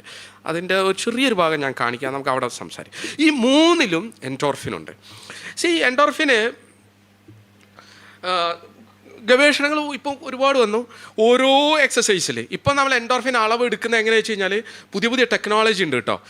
ഫങ്ഷണൽ MRI എടുത്ത് ബ്രെയിനിൻ്റെ MRI എടുത്താൽ എൻഡോർഫിൻ്റെ അളവ് കണ്ടുപിടിക്കാനുള്ള ടെക്നോളജി ഉണ്ട്. മൈക്രോ ഡയാലിസിസ് ഉണ്ട്. പിന്നെ മാസ് സ്പെക്ട്രം, ഞാൻ അങ്ങോട്ട് കുറേ പോലെ MRI ഒക്കെ നമുക്ക് അറിയുന്ന സാധനം. MRI എടുത്തിട്ടൊക്കെയാണ് ഇപ്പോൾ എൻഡോർഫിൻ്റെ അളവൊക്കെ കണ്ടുപിടിക്കുന്നത്. ട്രേഡ് മില്ലിൽ ചെയ്തിട്ട് എൻഡോർഫിൻ ഉണ്ടാകും. 10 മൈൽ റൈസ്, അതായത് എക്സസൈസ് ഓവർ ചെയ്യുകയാണെങ്കിൽ, കൂടുതൽ ചെയ്യുകയാണെങ്കിൽ എൻഡോർഫിൻ്റെ കൂടെ അഡ്രിനാലിനും ഡോപ്പമിനും EP ആണ് കേട്ടോ എൻഡോർഫിനോട് ഉദ്ദേശിക്കുന്നത്. സൈക്ലിങ് നടത്തിയാൽ, റണ്ണിങ്, ട്രേഡ് മില്ല് തന്നെ പല ടൈമിൽ എൻഡോർഫിന്. പിന്നെ വേറെ ചില ഗവേഷണങ്ങൾ ഞാൻ ചെറുതൊക്കെ കാണിക്കണം. ബിഫോർ എക്സസൈസും ആഫ്റ്റർ എക്സസൈസും എൻഡോർഫിൻ്റെ അളവിൻ്റെ ചില ഗവേഷണം, ഇങ്ങനെ കുറേ ഗവേഷണങ്ങളുണ്ട്, നമുക്ക് പഠിക്കാവുന്നതാണ്, നിങ്ങൾ നോക്കാം. അതുപോലെ തന്നെ ഞാൻ നേരത്തെ പറഞ്ഞു എല്ലാ ജീവികളിലും എൻഡോർഫിൻസ് ഉണ്ട്, എല്ലാ ജീവികൾക്കും ഈ ഫീലുണ്ട്. പക്ഷേ ചെറിയ ചെറിയ വ്യത്യാസങ്ങളുണ്ട്. 20 ഡിഫറെൻറ്റ് ടൈപ്സ് ഓഫ് എൻഡോർഫിൻ ഉണ്ട് എന്നാണ് പറയുന്നത്. അതിൽ ഈ അമിനോ ആസിഡ്സ്, ഞാൻ നേരത്തെ പറഞ്ഞ അമീൻ ഗ്രൂപ്പ്, ഈ അമിനോ ആസിഡിൻ്റെ എണ്ണമാണ് അതിൽ വ്യത്യാസം വരുത്തുന്നത്. പ്രധാനമായിട്ട് ആൽഫ, ബീറ്റ, ഗാമ, സിഗ്മ ഇങ്ങനെയൊക്കെയുള്ള എൻഡോർഫിൻസ് ആണ് ഉള്ളത്. അപ്പോൾ എല്ലാ ജീവികളിലും ഈ ഇമോഷൻസ് ഉണ്ട്. എല്ലാ ജീവികളിലും ഈ ഇമോഷൻ കമ്മ്യൂണിക്കേറ്റ് ചെയ്യുന്നത് എൻഡോർഫിനാണ്. പക്ഷേ ചെറിയ ചെറിയ വ്യത്യാസങ്ങളൊക്കെ ഈ കാര്യത്തിലുണ്ട് എന്നുള്ളതാണ്. ഇവിടെ നോക്ക്, നമ്മൾ എങ്ങനെയാണ് ഇത് വർക്ക് ചെയ്യുന്നത്? ഇതിന് വളരെ കൺഫ്യൂസ് ആണ്. കെമിസ്ട്രിയിൽ ഈ മോളിക്യൂളിനൊക്കെ പറയുന്ന പേര് കെമിക്കൽ മെസ്സഞ്ചർ എന്നാണ്. 3 പേരുണ്ട്: കെമിക്കൽ മെസ്സഞ്ചർ, ന്യൂറോ മോഡുലേറ്റേഴ്സ് എന്ന് ന്യൂറോ സയൻറ്റിസ്റ്റുമാർ. നമ്മൾ കെമിസ്ട്രിക്കാർ പറയുക കെമിക്കൽ മെസ്സഞ്ചർ എന്ന്. ന്യൂറോ ആ മേഖലയിൽ വർക്ക് ചെയ്യുന്ന ന്യൂറോ മോഡുലേറ്റേഴ്സ്, ചിലപ്പോൾ ന്യൂറോ ട്രാൻസ്മിറ്റേഴ്സ് എന്നും പറയാറുണ്ട്. ഇപ്പോൾ ഈ ഗവേഷണത്തിൽ ഞാൻ കണ്ട വേറൊരു പ്രശ്നം എന്താണെന്ന് അറിയാം നിങ്ങൾക്ക്? ഈ എൻഡോർഫിനും ഡോപ്പമിനും ഒക്കെ കണ്ടുപിടിച്ചതോടുകൂടി ഇതാണ് മനസ്സ് എന്ന് വ്യാഖ്യാനിക്കുന്ന ചില ആൾക്കാരെ ഞാൻ കണ്ടിട്ടുണ്ട്. മനസ്സെന്ന് പറഞ്ഞാൽ ഈ മോളിക്യൂളാണ്. പക്ഷെ നമ്മളങ്ങനെ പറയും, നമ്മളിതിനെ പറയുന്നത് കെമിക്കൽ മെസ്സഞ്ചർ എന്നാണ്. എന്താ മെസ്സഞ്ചർ എന്ന് പറഞ്ഞാൽ? മെസ്സഞ്ചർ എന്ന് പറഞ്ഞാൽ പോസ്റ്റ്മാൻ അല്ലേ നമ്മളെ മെസ്സഞ്ചർ. അയാളെ കയ്യിൽ മെസ്സേജ് ഉണ്ട്. മെസ്സേജ് ഏതാണ്? കത്ത. പക്ഷേ ഇതിൻ്റെ മുന്നിൽ വേറെ സാധനമുണ്ട്. പോസ്റ്റ്മാനും കത്തും ഉണ്ട്, പക്ഷേ സോഴ്സ് ഓഫ് മെസ്സേജ് ഇല്ലേ? കത്ത് എഴുതിയ ഒരാളുണ്ട്, അത് ഇവർ പുറത്താണ്. അത് പോസ്റ്റ്മാനും അല്ല, കത്തും അല്ല, അത് പുറത്തുള്ള ഒരാളാണ്. ഇപ്പോൾ ചില ആൾക്കാരൊക്കെ പറയും ഇത് തന്നെയാണ് സോഴ്സ് ഓഫ് മെസ്സേജ്. അല്ല, നമ്മൾ പൊതുവെ സയൻസ് പറയുന്നത് നമ്മളിതിനെ കെമിസ്ട്രി അതുകൊണ്ട് കൃത്യമായി പേരിട്ട് ഇത് മെസ്സഞ്ചറാണ്. ഇതിലെ മെസ്സേജ് എന്ന് പറഞ്ഞാൽ ഇലക്ട്രിക്കൽ സിഗ്നലാണ്. അതിലെ ആ മെസ്സഞ്ചറിൽ കോഡ് ചെയ്ത മെസ്സേജ് ഇലക്ട്രിക്കൽ സിഗ്നൽസാണ്. മെസ്സേജിൻ്റെ സോഴ്സ് സൈക്കാണെന്നാണ് പറയുന്നത്. Psyche, mind. പക്ഷെ അത് ബിയോണ്ട് ദ മെറ്റീരിയൽ സയൻസാണ്. അത് നമുക്ക് ഗവേഷണം നടത്താൻ പറ്റില്ല. അത് പരിമിതിയാണ്, ശാസ്ത്രത്തിൻ്റെ പരിമിതിയായിട്ടാണ് ഞാൻ മനസ്സിലായി. സൈക്കോളജി വേറെ തന്നെയാണ്.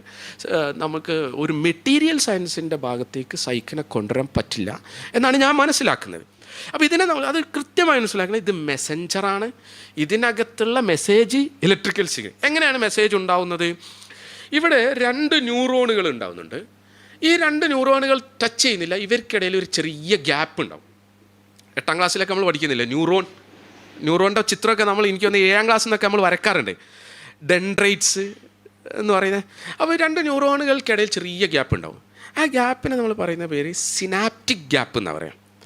അപ്പോൾ ഒരു ന്യൂറോൺ ഈ ന്യൂറോണിലേക്ക് ഒരു മോളിക്യൂൾ അങ്ങ് കടത്തിവിടും. അതാണ് മെസ്സഞ്ചർ. അത് ഇവിടുന്ന് ഇങ്ങോട്ടേക്ക് വരുമ്പോൾ അവിടെ ഒരു ഇലക്ട്രിക്കൽ സിഗ്നൽ ഉണ്ടാവും. അതാണ് മെസ്സേജ്. അപ്പോൾ ത്രൂ ഔട്ട് നമ്മളെ ബോഡിയിലൂടെ എല്ലാത്തരം മെസ്സേജുകളും നെർവസ് സിസ്റ്റത്തിലൂടെ കടന്നു പോകുന്ന ഇലക്ട്രിക്കൽ ഇമ്പൾസസാണ്. ഇന്നത് പ്രൂവ്ഡാണ്. നമ്മൾ കഴിഞ്ഞ മാസമല്ലേ നമ്മൾ ഇലോൺ മസ്ക് എന്തുകൊണ്ടുവരുന്നത്, ന്യൂറാലിങ്ക് കൊണ്ടുവന്നത്. എന്താ ന്യൂറാലിങ്ക് അദ്ദേഹം ചെയ്തിരിക്കുന്നത്? അദ്ദേഹം ഒരു ഇലക്ട്രോഡ്, നാനോ ഇലക്ട്രോഡ്, അതായത് 92 നാനോ ഇലക്ട്രോഡ് ത്രെഡുകൾ, ഒരു മുടിനാരിൻ്റെ 10 വ്യാസമുള്ള നാനോ ഇലക്ട്രോഡുകൾ സർജറി ഉപയോഗിച്ച് തലച്ചോറിൽ ഫിറ്റ് ചെയ്തു. എന്നിട്ട് ഈ ഇലക്ട്രോഡുകൾ എന്താ ചെയ്യുന്നത്? ഇവിടെയുള്ള ഇലക്ട്രിക് സിഗ്നലുകൾ അതിനെ ക്യാപ്ചർ ചെയ്തിട്ട് ആംപ്ലിഫൈ ചെയ്ത് കമ്പ്യൂട്ടറിലേക്ക് കൊടുക്കുക. അപ്പോൾ നമ്മുടെ മെമ്മറി കോഡാവും, നമ്മുടെ സ്വപ്നങ്ങൾ കോഡാവും. അങ്ങോട്ടേക്ക് എത്തിയിട്ടില്ല, അതാണ്. പക്ഷെ അദ്ദേഹത്തിന് ഇലക്ട്രോഡുകൾ ഇംപ്ലാന്റ് ചെയ്യാനും ആ ഇലക്ട്രോഡിന് ഇലക്ട്രിക്കൽ സിഗ്നലുകൾ ക്യാച്ച് ചെയ്യാനും കഴിഞ്ഞു. അതിനാണ് അദ്ദേഹം ബ്രെയിൻ കമ്പ്യൂട്ടർ ഇൻ്റർഫേസ് എന്നാണ് പറയുക, BCI. ബ്രെയിനിനെ കമ്പ്യൂട്ടറുമായിട്ട് കണക്ട് ചെയ്യാൻ പറ്റി because of this electrical signal. അപ്പോൾ ഇവിടെ ഇലക്ട്രിക്കൽ സിഗ്നലാണ് എന്നുള്ളത്, messages in the form of electrical സിഗ്നലാണ്. അത് കൈമാറ്റം ചെയ്യുന്നത് മോളിക്യൂൾസാണ്. ഇപ്പോൾ ഇവിടെ നോക്കൂ, ഇവിടെ നമ്മൾ എൻഡോർഫിൻ എന്താ ചെയ്യുന്നതെന്ന് വെച്ച് കഴിഞ്ഞാൽ, ഇതാണ് നമ്മളെ ഒരു, നിങ്ങൾ കാണുന്നുണ്ടെന്ന് തോന്നുന്നു, ഇതാണ് നേരത്തെ, ഇതൊരു ഒരു ന്യൂറോണാണ്. ഈ ന്യൂറോണ് ഈ 2ാമത്തെ ന്യൂറോണിലേക്ക് വേദനയുടെ മോളിക്യൂൾ കൈമാറ്റം ചെയ്യുന്നു. അപ്പോഴാണ് നമുക്ക് വേദന ഫീൽ ചെയ്യുന്നത്. പക്ഷേ എൻഡോർഫിൻ എന്ന് പറയുന്നത് വേറൊരു ന്യൂറോൺ പ്രൊഡ്യൂസ് ചെയ്യുന്നു. ഇപ്പോൾ സപ്പോസ് ഇവിടെ ഒരു 3rd ന്യൂറോൺ ഉണ്ട്, ഇത് 2 ന്യൂറോൺ, ഇവിടെ ഒരു ന്യൂറോൺ ഉണ്ട്. ഇങ്ങനെ എൻഡോർഫിനെ പ്രൊഡ്യൂസ് ചെയ്യുന്ന സങ്കല്പിക്കുക. അപ്പോൾ അതിനാര് റിസീവ് ചെയ്യുന്നു? ഈ ന്യൂറോൺ റിസീവ് ചെയ്യുന്നു. അപ്പോൾ ഇയാൾക്ക് വേദനയുടെ മോളിക്യൂൾ എന്ത് ചെയ്യാൻ പറ്റുന്നില്ല? കൈമാറ്റം ചെയ്യാൻ പറ്റുന്നില്ല. അപ്പോൾ അങ്ങനെയാണ് എൻഡോർഫിൻ ഒരു പെയിൻ കില്ലറായിട്ട് അല്ലെങ്കിൽ പെയിൻ ഇൻഹിബിറ്ററായിട്ട് വർക്ക് ചെയ്യുന്നത്. അപ്പോൾ എൻഡോർഫിൻ ഇവിടെ വന്ന് ഒരു മെസ്സേജും കൊടുക്കുന്നു. അപ്പോൾ ഇയാൾ എന്ത് ചെയ്യുന്നില്ല? വേദന കൊടുക്കുന്ന അല്ല വേദനയ്ക്ക് കാരണമാകുന്ന മോളിക്യൂളിനെ അയാൾ എന്ത് ചെയ്യുന്നില്ല? ട്രാൻസ്ഫർ ചെയ്യുന്നില്ല. അപ്പോൾ ഇവിടെ ഇതെല്ലാം ന്യൂറോൺ ട്രാൻസ്ഫറാണ്. പക്ഷേ ഇവിടെ കൃത്യമായി ഞാൻ വീണ്ടും പറയാണ്, this is not the mind. ഇത് മെസ്സഞ്ചറുകളാണ്. അതിൻ്റെ അകത്തുള്ള മെസ്സേജ് ഇലക്ട്രിക്കൽ സിഗ്നലാണ്. സോഴ്സ് ഓഫ് മെസ്സേജ് സൈക്കാണ്. അത് ബിയോണ്ട് ദ സയൻസാണ്. ഓക്കെ, ഇനി അതായത് കൃത്യമായിട്ട് എന്നുള്ളത് ഇതിനാണ് നമ്മൾ ബ്രെയിൻ കെമിക്കൽ. കണ്ടോ, ഒരു ന്യൂറോൺ വേറൊരു ന്യൂറോണിലേക്ക് ഈ ചെറിയ മോളിക്യൂളാണ് ഈ മെസ്സേജായിട്ട് കൈമാറ്റം ചെയ്തു പോകുന്നത്. ഇവരാണ് ഈ മെസ്സേജുമായിട്ട് പോകുന്നത്. അപ്പോൾ അവിടെ കണ്ടോ ഒരു ഇലക്ട്രിക്കൽ സിഗ്നൽ ഉണ്ടാവുന്ന കണ്ടില്ല? അതാണ് ഇതിങ്ങനെ ന്യൂറോണിലേക്ക് വരാം. നമ്മളെ ഈ വിരൽ തുമ്പിൽ നിന്ന് ഈ സാധനം എവിടേക്ക് പോകുന്നുണ്ട്? തലച്ചോറിലേക്ക് വരും. അവിടുന്ന് അത് തിരിച്ചു ഭയങ്കര ഫാസ്റ്റാണ്, അൺഇമാജിനബിൾ ഫാസ്റ്റ് ആ സാധനം നടക്കുന്നത്. ഇപ്പോൾ ഇവിടെ നമ്മൾ വിരൽ തുമ്പിലൊരു ഒരു കല്ല് കുടുങ്ങിക്കഴിഞ്ഞാൽ, ഒരു ചെറിയ ഉറുമ്പ് കടിച്ചു കഴിഞ്ഞാൽ അത് നമ്മൾക്ക് സോ ഫാസ്റ്റാണ് ന്യൂറോൺ ടു ന്യൂറോൺ ഈ ഇലക്ട്രിക്കൽ സിഗ്നൽ പാസ്. അവിടേക്കാണ്, അങ്ങനെയാണ് നമുക്ക് ഇവിടെ ന്യൂറോൺ കെമിസ്ട്രി ആണ്ടോ, പുതിയ ബ്രാഞ്ച് ഓഫ് കെമിസ്ട്രി വരുവാണ്. ഈ ന്യൂറോ കെമിസ്ട്രിയിൽ ഈ മെസ്സഞ്ചറുകളെ കുറിച്ചാണ് നമ്മൾ പഠിക്കുന്നത്, ഡിഫറെൻറ്റ് മെസ്സഞ്ചറുകൾ. അങ്ങനെ അത് നോക്കൂ, നമ്മൾ ഇലോൺ മസ്ക് അവിടെ എത്തി. അങ്ങേര് ഇലക്ട്രിക്കൽ സിഗ്നലുകളെ ഡിറ്റക്റ്റ് ചെയ്തിട്ട് ആ ഇലക്ട്രിക്കൽ സിഗ്നലുകൾ അദ്ദേഹം എങ്ങോട്ട് കൊടുക്കാനാണ് ഉദ്ദേശം? ബ്രെയിനിലേക്ക് കൊടുക്കാനാണ് ഉദ്ദേശം. അപ്പോൾ അദ്ദേഹം പറയുന്നത് ഈ സിഗ്നലുകൾ, അപ്പോൾ അവിടെ ഇതൊരു മെറ്റീരിയൽ സയൻസ് അതിനകത്തുണ്ട്. കാരണം ഈ മോളിക്യൂളായിട്ട്, അതുപോലെ ആർട്ടിഫിഷ്യൽ കമ്പ്യൂട്ടർ സയൻസ് ഉണ്ട്. കാരണം ആർട്ടിഫിഷ്യൽ ഇത് ഡീകോഡ് ചെയ്യണം. അതുപോലെ സൈക്കോളജി വേണം. കാരണം ഈ ഇലക്ട്രിക്കൽ സിഗ്നൽ, ഈ സിഗ്നൽ ഇന്ന ഇമോഷനാണ് എന്ന് സൈക്കോളജിസ്റ്റാണ് പറയുന്നത്. അതിനെ ഡീകോഡ് ചെയ്ത് കമ്പ്യൂട്ടറിലേക്ക് കൊടുക്കാൻ കഴിയണം.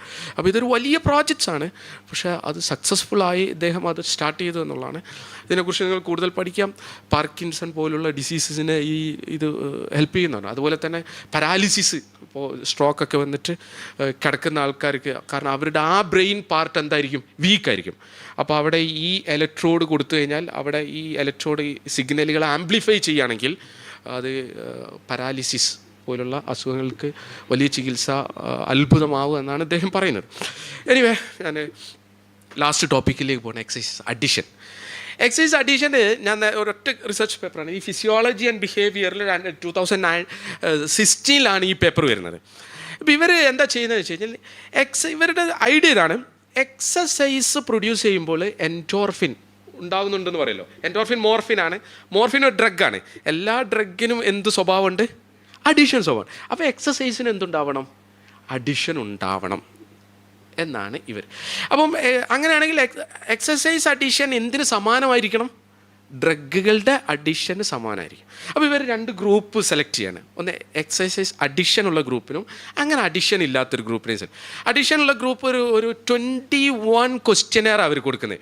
അപ്പോൾ അതിൽ പ്രധാനപ്പെട്ട ചില ക്വസ്റ്റ്യനാണ്. ടോളറൻസ് എന്ന് പറഞ്ഞാൽ ഇതാണ്. ഇപ്പോൾ ഒരാൾക്ക് നമ്മൾ അതിൽ പെഗ് അടിക്കുക, നല്ല വെള്ളം അടിക്കുന്ന അഡിഷൻ എന്തായിരിക്കും?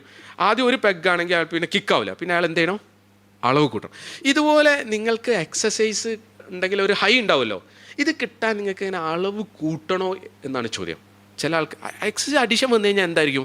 അളവ് കൂട്ടണോ എന്ന്. രാവിലെ 20 മിനിറ്റ് എക്സസൈസാണ്, അഡിഷൻ വന്നു കഴിഞ്ഞാൽ പിന്നെ 20 മിനിറ്റ് പോരാ, ഓന് എത്ര വേണ്ടി വരും? 30 മിനിറ്റ് ഉണ്ട്, പിന്നെ 40 മിനിറ്റ്. അങ്ങനെ അഡിഷൻ വന്നു കഴിഞ്ഞാൽ പിന്നെ എന്താണെന്ന് വെച്ച് കഴിഞ്ഞാൽ കണ്ടിന്യൂൻസ്. വെള്ളം അടിക്കുന്ന ആൾക്കാരില്ലേ, അവർക്ക് എപ്പോഴും വെള്ളം അടിക്കണം. ദുഃഖം ഉണ്ടെങ്കിലും സന്തോഷം ഉണ്ടെങ്കിലും ഒക്കെ ഒരു കാരണം. ഇതുപോലെ എക്സസൈസ് അഡീഷൻ ഉള്ളത്. അതായത് ഇപ്പം എക്സസൈസ് അഡീഷൻ വന്നു വെച്ചാൽ അവന് ഭയങ്കര പനിയൊക്കെയാണ്, പക്ഷെ അവന് എക്സസൈസ് ചെയ്യാതിരിക്കാൻ പറ്റുന്നില്ല. അവൻ പോയി എക്സസൈസ് ചെയ്യുക. അല്ല, ഭയങ്കര നടുവേദന ഉണ്ട്, അല്ലെങ്കിൽ കാലിന് വേദന ഉണ്ട്, പക്ഷെ കക്ഷിക്ക് എന്ത് ചെയ്യുക? എക്സസൈസ് ചെയ്യണം തോന്നുക. അങ്ങനെ ഉണ്ടെങ്കിൽ അത് എക്സസൈസ് അഡീഷനാണ്. പിന്നെ റിഡക്ഷൻ ടു അതർ ആക്ടിവിറ്റീസ്. വേറെ പരിപാടി ഒന്നുമില്ല, എപ്പോഴും എക്സസൈസ്, അതിൻ്റെ പിന്നാലെ അതിൻ്റെ ആളായി ഇങ്ങനെ നടക്കുക, അത് അതിൻ്റെ ലക്ഷണമാണ്. കൂടുതൽ ടൈം ഇതിനെ തന്നെ സ്പെൻഡ് ചെയ്യുക. ഇൻറ്റൻഷൻ, ലാക്ക് ഓഫ് കൺട്രോൾ, അതായത് ഇവൻ കൺട്രോൾ ചെയ്യാൻ പറ്റുന്നില്ല. അപ്പോൾ നമ്മളൊരു ഇന്ന് ഞാൻ രാവിലെ വന്നപ്പോൾ ആൾ പറഞ്ഞു, ഞങ്ങൾ നാട്ടിലൊരാൾ നമ്മുടെ നാട്ടിലൊരു എക്സസൈസ് ചെയ്ത് കഴിഞ്ഞതിന് ശേഷമുണ്ട് അങ്ങനെ ഓടുന്നു. അപ്പം ഞാൻ വിചാരിച്ചു ഇങ്ങനെ എക്സസൈസ് അഡീഷൻ ഉണ്ടോ എന്ന് എനിക്കൊരു ഡൗട്ട്. കാരണം നമ്മുടെ നാട്ടിൽ ഞങ്ങളൊരു മെക്സം എന്ന് പറഞ്ഞ ഒരു എക്സസൈസ് പരിപാടി ഉണ്ട്. അപ്പോൾ അതൊക്കെ കഴിഞ്ഞതിന് ശേഷം പിന്നെ മൂപ്പർ ഒറ്റ കോഡാണ്. ഞാനിങ്ങനെ ഡ്രൈവ് ചെയ്ത് വരുമ്പോൾ കണ്ടതാണ്. അപ്പോൾ അങ്ങനെയുള്ള ആൾക്കാർക്ക് എന്തുണ്ടാവും? ഈ എക്സസൈസ് അഡീഷൻ വന്നിട്ടുണ്ടാവും. അപ്പോൾ ഇങ്ങനെയുള്ളൊരു ഗ്രൂപ്പിനെയും എക്സസൈസ് അഡീഷൻ ഇല്ലാത്തൊരു ഗ്രൂപ്പിനെ ഇവർ നടത്തിയിട്ട് ഇവർ ചെയ്തത് എന്താണെന്ന് വെച്ച് കഴിഞ്ഞാൽ 21 ദിവസം 2 പേരെയും എക്സസൈസ് അഡീഷൻ നടത്താതെ അങ്ങ് വെച്ചു. എക്സസൈസിന് വിട്ടില്ല. 2 ഗ്രൂപ്പിനെ വിട്ടില്ല. മറ്റേ ഒരു ടീമിന് എന്തില്ല? എക്സസൈസ് അഡീഷൻ ഇല്ല. മറ്റേ ഭയങ്കര അഡീഷനുള്ള ടീം. 2 പേരെ വെച്ചു. ഇതൊരു വലിയ പേപ്പറാണ്. ഞാൻ അതിൻ്റെ റിസർച്ചിലേക്ക് പോകുന്നില്ല. പലയാതി ടെസ്റ്റ് അവർ നടത്തുന്നുണ്ട്. ബ്ലഡ് ടെസ്റ്റ്, അങ്ങനെ ഹാർട്ട് ബീറ്റ് ടെസ്റ്റ്, അങ്ങനെ പല ടെസ്റ്റുകൾ നടത്തുന്നുണ്ട്. അതിൽ ഈ ടെസ്റ്റ് മാത്രമേ വരുവാണ്. ഇതിൽ ഈ ഡാഷ്ഡ് ലൈൻ, കുത്തുള്ള ലൈന്, അതാണ് അഡിഷൻ ഗ്രൂപ്പിൻ്റെത്. ഈ അഡിഷൻ ഗ്രൂപ്പിന് ഈ 14 ദിവസവും ആങ്കർ ലെവൽ കൂടുതൽ. അവർക്ക് ഭയങ്കര ദേഷ്യം. നിങ്ങൾ ശ്രദ്ധിച്ചില്ലേ? നമ്മൾ ഈ ഡ്രഗ് അഡിക്റ്റ് ആയ ആൾക്കാർക്ക് ഈ സാധനം കിട്ടാന്നാൽ ദേഷ്യം വരുമെന്ന് നമ്മൾ പറയാറില്ലേ? അതേ സാധനം ആർക്കും വരുന്നു? എക്സസൈസ് അഡിഷനുള്ള ആൾക്കാർ. ഫാറ്റിഗ്, ക്ഷീണം. എക്സസൈസ് അഡിഷനുള്ള ആൾക്ക് ഇത് ചെയ്യാതിരുന്നപ്പോൾ ക്ഷീണം തോന്നുന്നു, ടെൻഷൻ തോന്നുന്നു, വിഗർ കുറയുന്നു. വിഗർ എന്ന് പറഞ്ഞാൽ ആ ഒരു ഉന്മേഷം കുറയുന്നു. അപ്പോൾ ഈ എക്സസൈസ് ഏതിനെ പോലെ തന്നെ ബിഹേവ് ചെയ്യുന്നു? ഡ്രഗിനെ പോലെ തന്നെ ബിഹേവ് ചെയ്യും. പക്ഷേ ഇതിൻ്റെ ഒക്കെ അർത്ഥം ഇത് മോശമാണെന്നല്ല. ദിസ് കോസസ് അഡിഷൻ, ഇതൊരു നല്ലതാണ്, നമ്മുടെ ശരീരത്തിനൊക്കെ നല്ലതാണ്, നമ്മൾ ചെയ്യേണ്ടതാണ്. പക്ഷേ ഇതിന് ഇങ്ങനെ ഒരു ഇമ്പാക്ട്സ് ഉണ്ട്. കാരണം ഇത് രണ്ടും ഒരേപോലെ തന്നെയാണ്. നമ്മൾ പറയല്ല, ഗവൺമെൻറ്റിൻ്റെ ഒരു പോളിസി ഉണ്ടായിരുന്നില്ല, ആരോഗ്യം തന്നെ ലഹരി, വ്യായാമം തന്നെ ലഹരി എന്നുള്ള ഒരു മോട്ടീവാണ്. വ്യായാമം തന്നെയാണ് ലഹരി, നല്ലതാണ്. പക്ഷേ നമ്മൾ എന്തോ അധികമായാൽ അമൃത വിഷം എന്ന് പറഞ്ഞതുപോലെ ഇതൊക്കെ ഒരു ആവശ്യത്തിന് നമ്മൾ ചെയ്യേണ്ടത് തന്നെയാണ്. അപ്പോൾ ഇത് വളരെ പ്രധാനപ്പെട്ട ഒരു ഡിസ്കഷനാണ്. ഞാൻ ഇവിടെ അവസാനിപ്പിക്കുകയാണ്. ഏതായാലും ഈ ഒരു ടോപ്പിക്ക് ഡിസ്കസ് ചെയ്യാൻ എനിക്ക് വളരെ സന്തോഷമുണ്ട്. പബ്ലിക്കിൻ്റെ അടുത്ത് ഡിസ്കസ് ചെയ്യേണ്ടതാണ്. നിങ്ങൾ കൂടുതൽ ഇത്തരം മോളിക്യൂളുകളെ കുറിച്ചൊക്കെ പഠിക്കാൻ. നമ്മൾ കെമിസ്ട്രിയെക്കുറിച്ചൊക്കെ സാധാരണ പറയാറുള്ളത് എല്ലാ സബ്ജക്റ്റിലും ലൈഫിൽ ഇമ്പോർട്ടൻസ് ഉണ്ട്, അതുപോലെ കെമിസ്ട്രിക്കും ലൈഫിൽ ഇമ്പോർട്ടൻസ്. അപ്പോൾ നമ്മൾ എല്ലാ ശാസ്ത്രശാഖകളും നമ്മുടെ ലൈഫുമായി ടച്ച് ചെയ്ത് പോപ്പുലറായി സംസാരിക്കുമ്പോൾ ആൾക്കാർക്ക് കൗതുകം ഉണ്ടാവും എന്ന് തന്നെയാണ് ഞാൻ വിശ്വസിക്കുന്നത്. ഏതായാലും നിങ്ങൾ കേട്ട് ഇരുന്നതിൽ വളരെ സന്തോഷമുണ്ട്. നമുക്ക് ഡിസ്കഷൻ പിന്നെ ആവാല്ലേ, അടുത്ത പ്രസൻറ്റേഷന് ശേഷം നമുക്ക് നാശാവും. ഞാൻ അവസാനിപ്പിക്കുന്നു. വാഹിർ ദഅ്വാനാ അനിൽ ഹംദുലില്ലാഹി റബ്ബിൽ